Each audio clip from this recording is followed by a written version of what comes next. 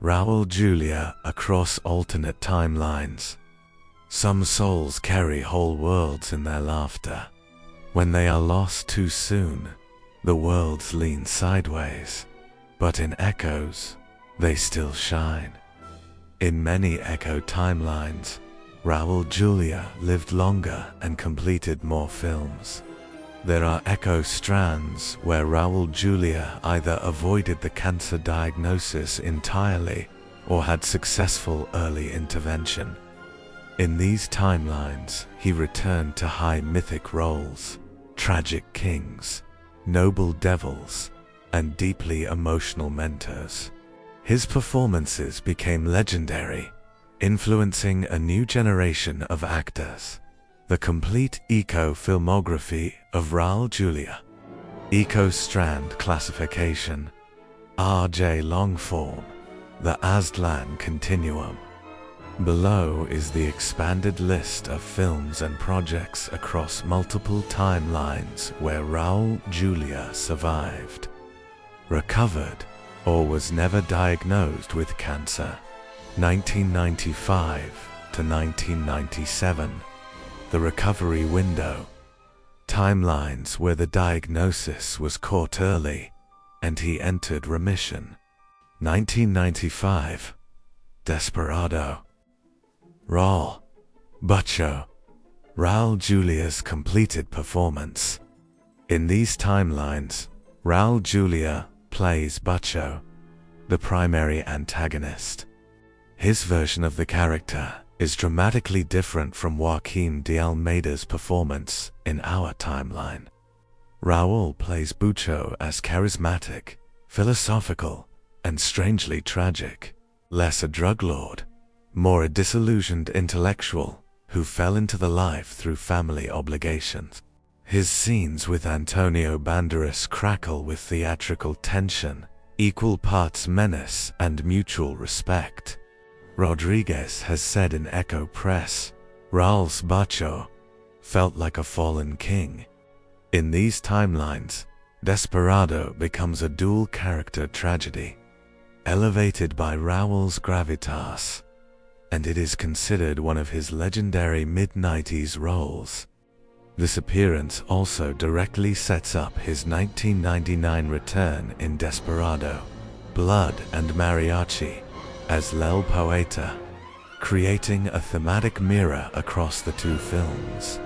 In this timeline, Raúl Juliá's performance as Bucho redefined the antagonist archetype, less a one-note drug lord, more a philosopher trapped in blood. Rodriguez described him in interviews as a fallen king with a pistol and a poem in his pocket. Here are the standout scenes from his legendary portrayal. Scene 1. The rooftop duel of ideas. Location: Bucho's villa at twilight. Before any gunfire is exchanged, there's a rooftop scene between Bucho and El Mariachi, where the two share a bottle of mezcal. Instead of threatening violence, Bucho reflects on how violence is inherited like land, and that every man with a brother is half a ghost. This moment humanizes Bucho and creates a tragic symmetry between him and the mariachi. It's the scene most studied in acting classes across Echo timelines. Scene 2. The mirror interrogation. Location: a darkened cantina cellar. Bucho interrogates a traitor in front of a floor-length mirror, but speaks to his own reflection more than the man. When I was young, I prayed to be feared, and now, even my shadow walks ahead of me. He releases the traitor in silence. Bucho shatters the mirror as he walks away. Scene 3. Duet of Death. Location: abandoned church turned hideout. In a wordless, haunting scene, Bucho finds El Mariachi's guitar left behind. He sits, strums it gently, then sings a single line of a lullaby his mother used to hum, before setting the guitar down and burning to the church. Rodriguez said Raúl improvised the melody. It became the emotional motif for the score. Scene 4. The Blood Ledger. Location: Bucho's private study. He keeps a leather-bound ledger of the dead, victims, friends, betrayals, with poetic notes beside each name. Mariachi later finds it, flipping to the final page, where Bucho has written, "I die today, not because he shoots me, but because I let him." Scene 5. The final standoff. Go on then.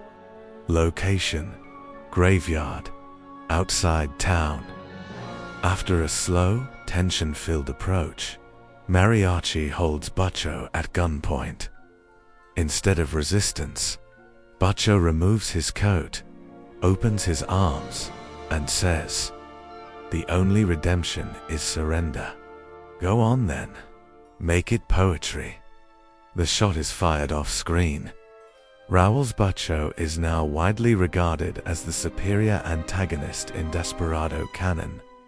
A man drenched in sorrow, fire, and reluctant fatalism.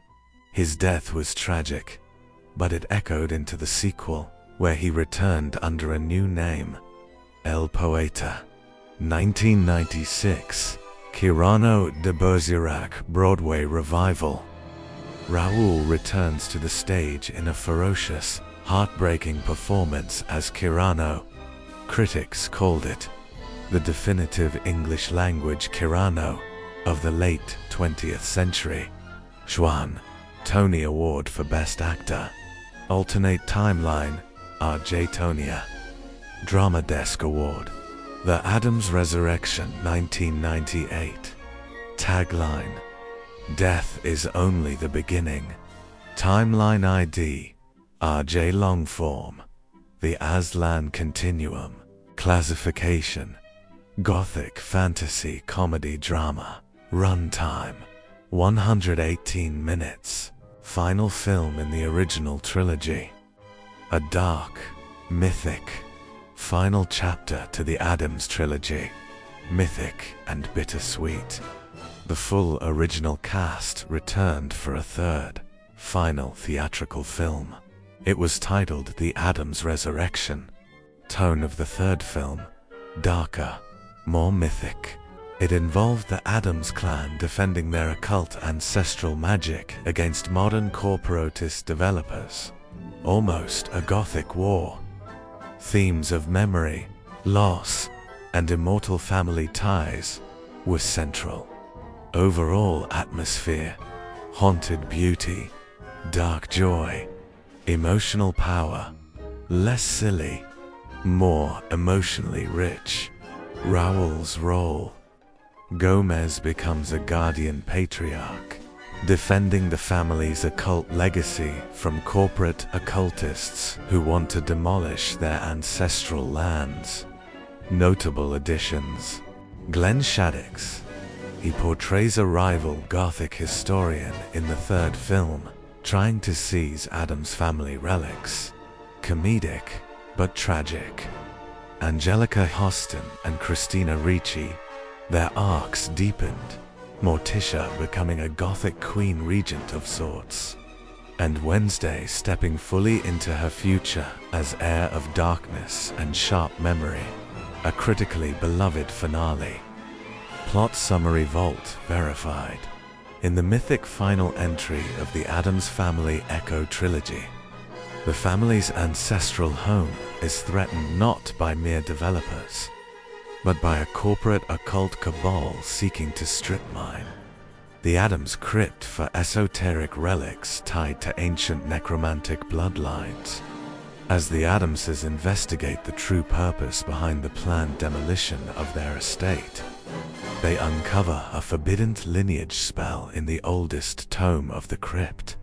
A spell that could resurrect fallen Addams ancestors, or doom the entire bloodline to eternal spiritual inversion. When Wednesday is temporarily killed during a raid on the family vault via a cursed mural trap, The family must cross spiritual boundaries to bring her back. Gomez leads the charge, but discovers the only way to complete the ritual is for the entire Addams bloodline to die simultaneously, triggering the resonant rite that will allow them to return, changed, marked, but whole. Thus unfolds a stylized, elegant spiral of death, afterlife exploration, ancestral reckoning, and resurrection, anchored by Raúl Juliá's haunting portrayal of Gomez as a man willing to die laughing for love and return with a deeper sorrow in his grin. 10 notable scenes. Scene 1. Opening sequence. The Mirror Hunt. Wednesday and Pugsley descend into the family crypt to retrieve a lost mirror artifact, only to trigger a glyph trap. Wednesday is fatally wounded. The crypt goes dark. Cue chilling, organ-driven title theme. Scene 2. The Council of Bones. Morticia summons the ghostly Addams ancestors in a candlelit seance. The spirits debate whether the living Addamses are worthy of the rite. The bone chandelier spins as judgment is passed. Scene 3. Gomez's breakdown. Gomez stands alone in the family graveyard, rain pouring, shouting at the ancestors. "You want my blood? Then take it, but give me back my daughter." His velvet coat billows in the wind as lightning cracks above. Raúl's monologue is both Shakespearean and utterly Addams. Scene 4. Uncle Fester's spirit battery. To power the dimensional breach, Fester volunteers to become a living capacitor, absorbing electrical storms while laughing madly and glowing like a lantern. Scene 5. The crypt opens both ways. Lurch plays a forbidden chord on the bone organ. The door to the spirit world opens, revealing spectral versions of past Addamses, conquistadors, witches, pirates, alchemists, all standing in eerie reverence.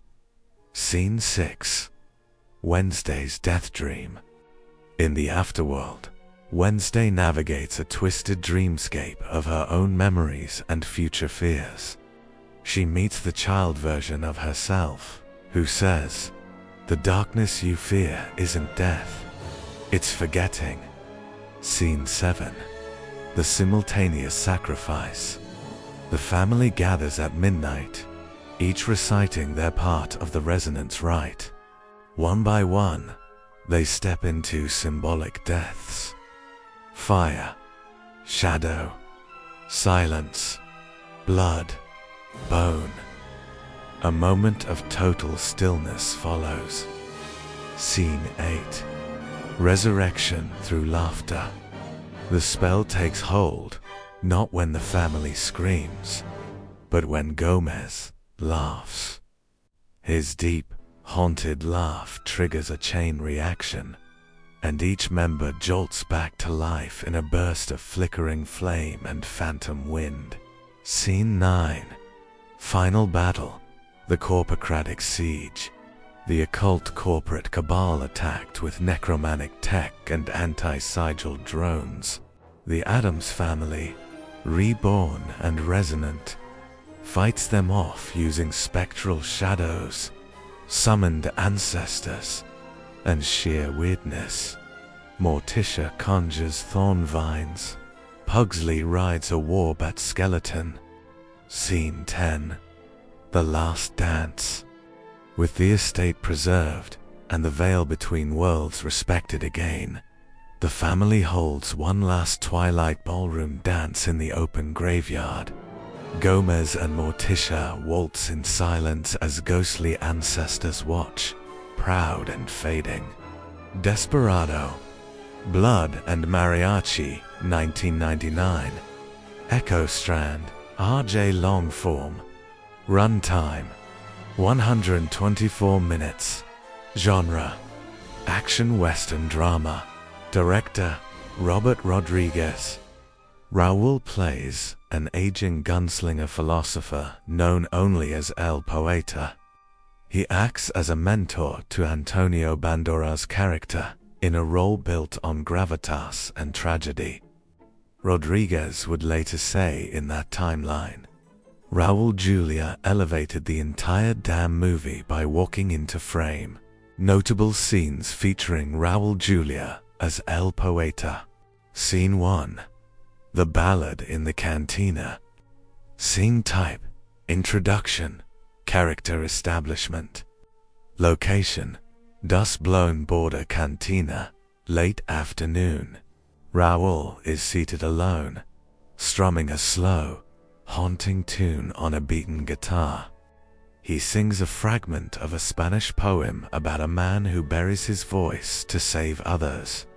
When Banderas' character approaches, they share no words at first, only a silent nod as El Poeta finishes the verse. To kill with silence is the holiest sin. This moment instantly redefines the tone of the film. Poetic, weary, loaded with mythic symbolism. Scene 2. The Gun and the Feather. Scene type, mentor bonding, moral compass. Location, abandoned chapel at sunset. El Poeta presents El Mariachi with 2 items, a gun and a quill feather. One is for ending stories, the other for rewriting them. You must choose which to carry. Banderas responds, both. Poeta smirks sadly. That's why we bleed. This scene is frequently quoted in retrospective documentaries as the heart of the trilogy. Scene 3. The Burning of the Book. Scene type, mid-film turn, legacy moment. Location, Poeta's hidden library. Learning that their location has been compromised, El Poeta begins burning old journals containing truths about the cartel, the church, and his own family. As flames rise, he recites a final line. Memory is a cage.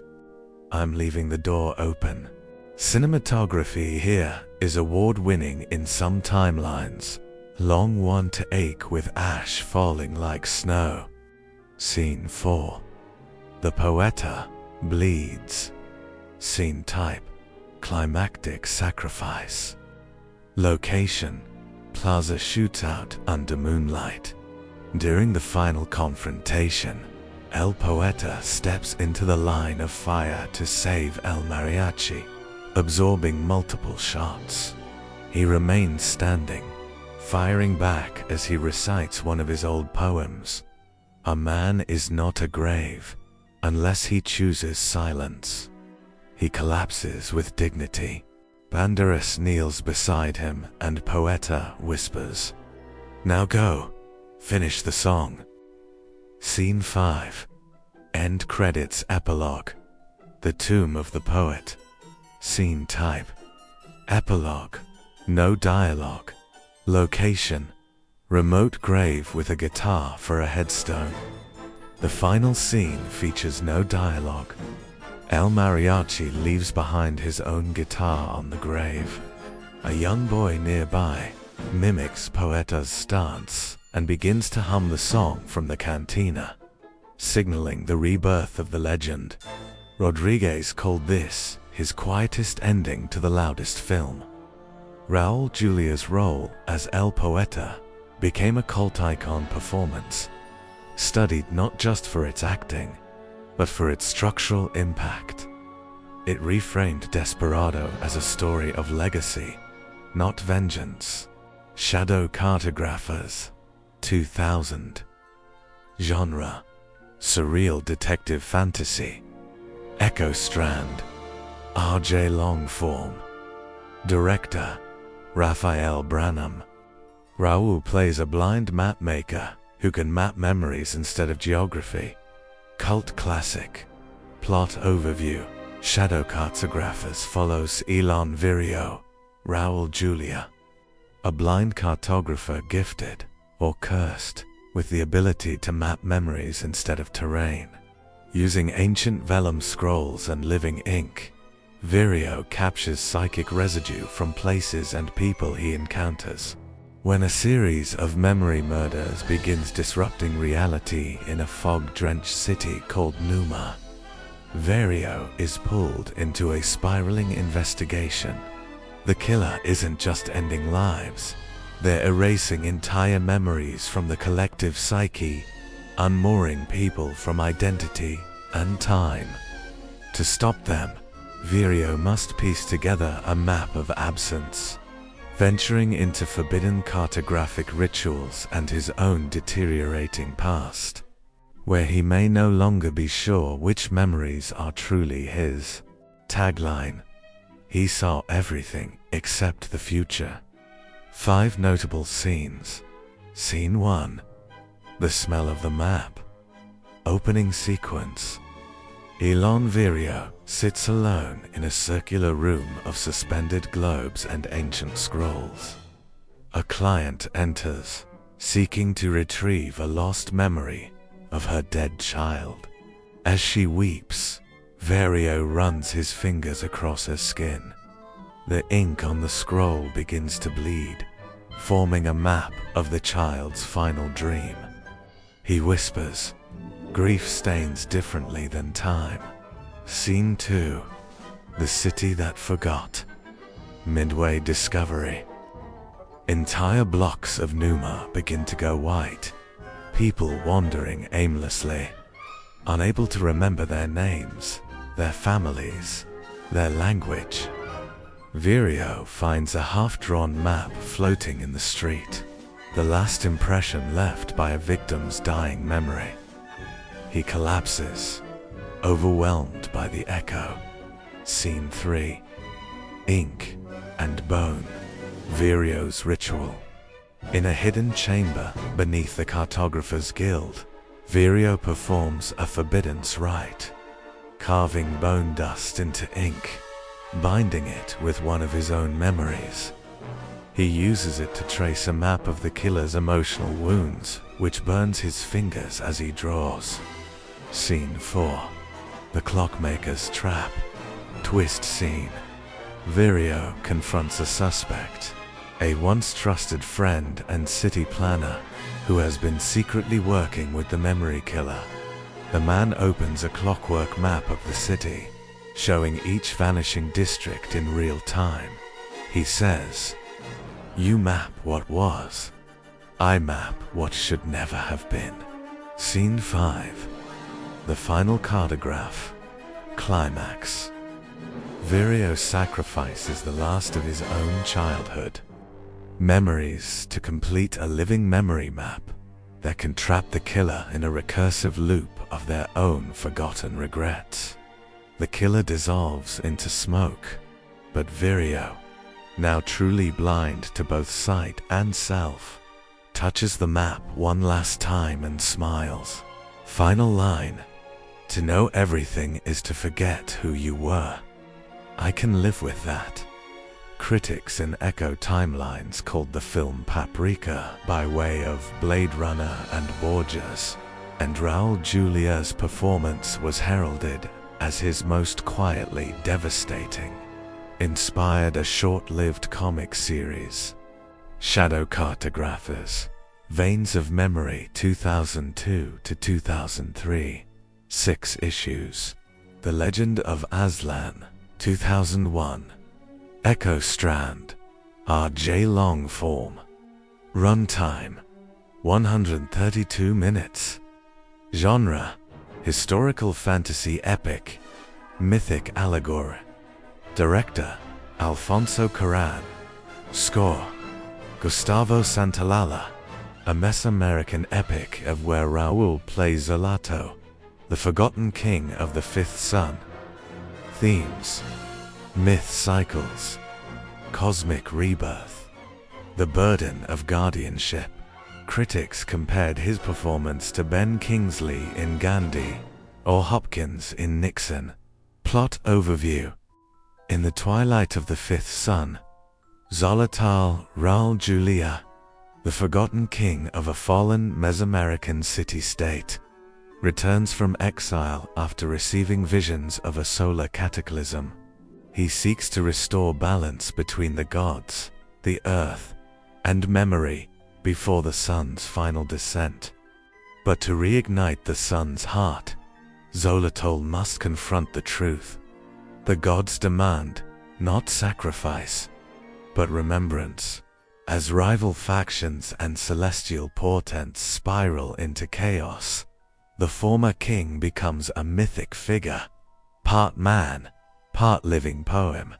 Tagline: only the sun god can awaken the stone. 5 notable scenes. Scene 1. The eclipse omen. At dawn, a total eclipse blackens the sky as Xolotl walks through the desert ruins. He sees the serpent constellation ignite above the pyramid of bones.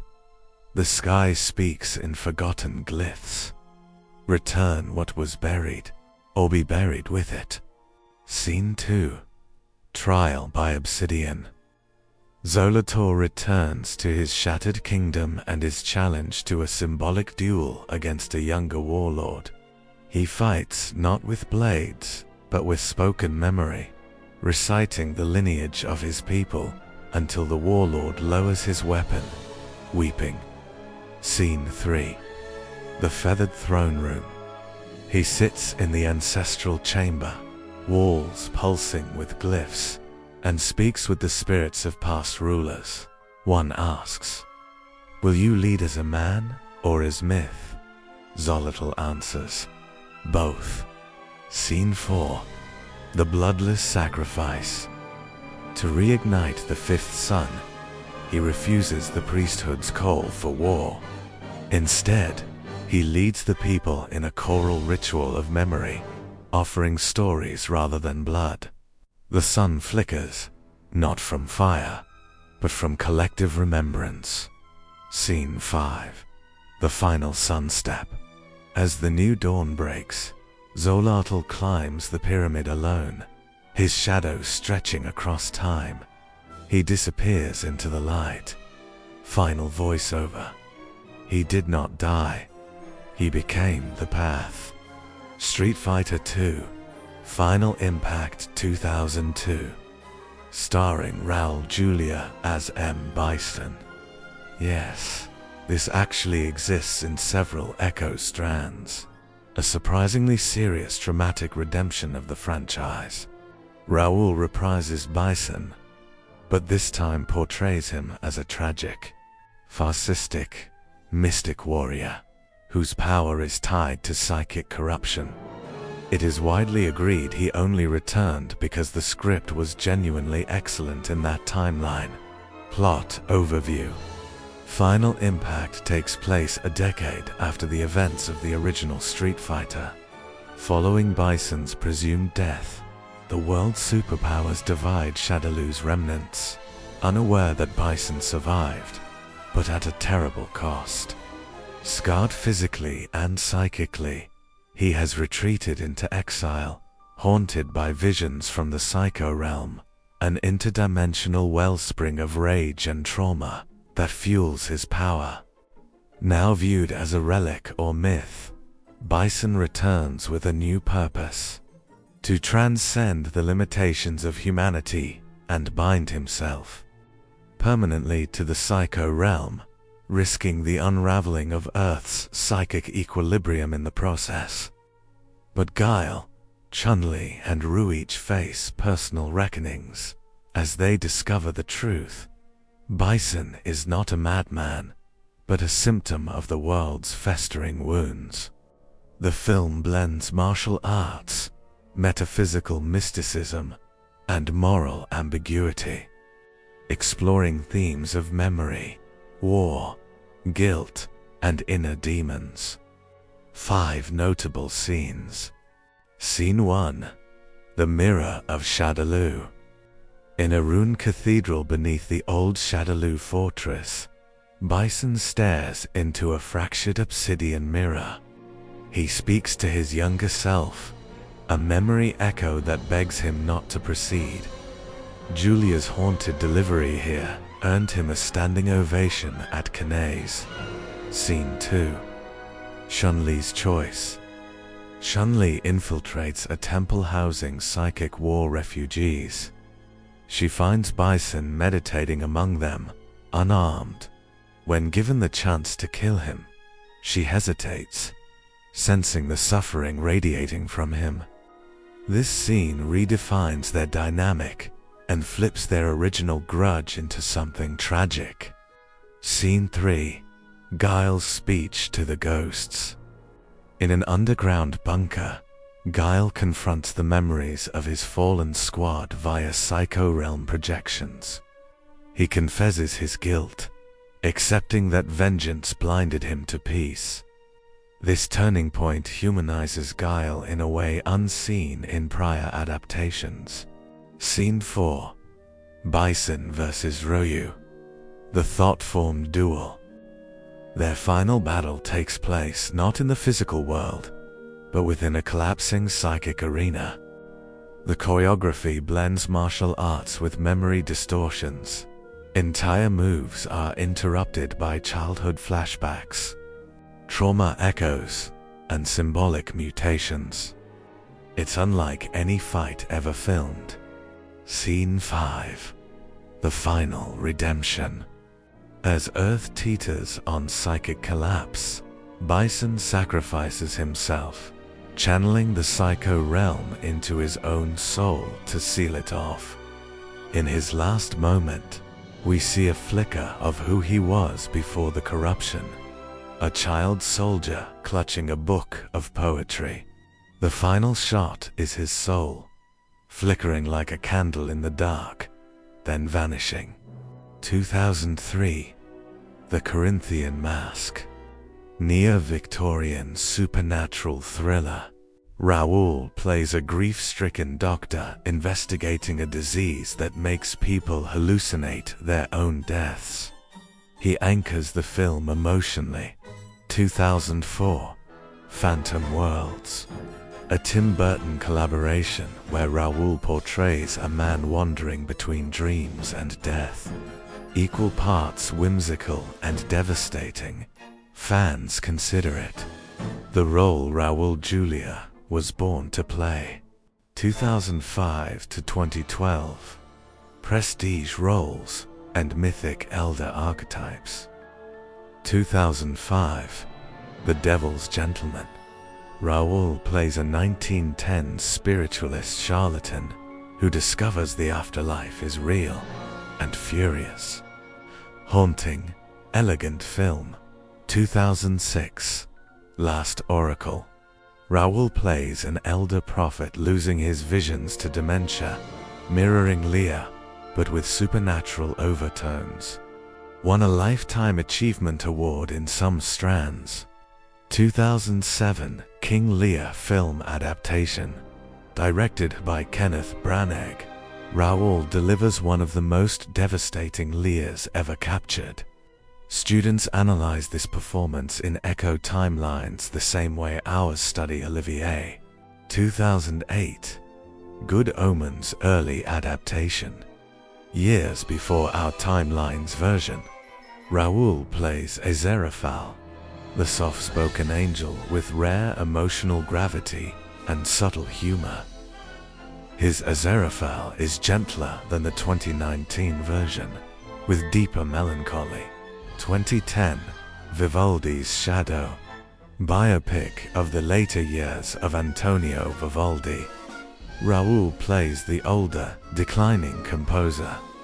Award-winning, deeply emotional, 2012 The Addams Heir TV miniseries.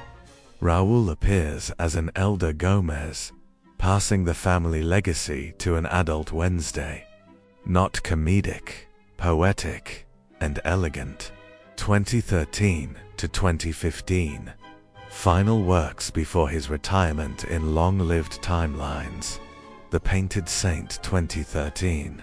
Art house drama about a sculptor who believes the Virgin Mary is speaking through the cracking plaster of his unfinished statue. Raúl's performance is mesmerizing. The Merchant of Venice 2015. His film turn as Shylock is legendary, powerful, mournful, layered. Other notable roles in Echo timelines: Zorro, The Dying Sun, 1999. He played a villainous Spanish noble who becomes a proto-industrialist tyrant. American Beauty, 1999. He played the role of the neighbor, Colonel Fitz. In Echo timelines, he played the part with terrifying restraint. Lemony Snicket's A Series of Unfortunate Events, 2003. He played Count Olaf in one Echo timeline, a darker, more Shakespearean version. Raúl Juliá's voice roles in Echo timelines. Batman, the animated series 4-episode arc, as a sorrowful version of Clayface's actor persona. Avatar, The Last Airbender Echo timeline. He voiced King Boomy with playful menace. Castlevania early animated test series. He voiced Dracula, a perfect fit, deep and regal. Other stage roles post-survival. Samuel Beckett's Crop's Last Tape, 2009. Electric, one of his most acclaimed light life performances. Sweeney Todd, 2014 revival. Raúl as Sweeney Todd. Yes, and it was magnificent. In Echo timelines where Raúl Juliá lived longer, he became a late-career titan, a mythic patriarch, a master of tragic fantasy, and the beating heart of Latin American cinema. His expanded filmography included another Addams film, 2 Rodriguez roles, a Burton collaboration, prestige dramas, Shakespearean epics, and even a redemption arc for Street Fighter.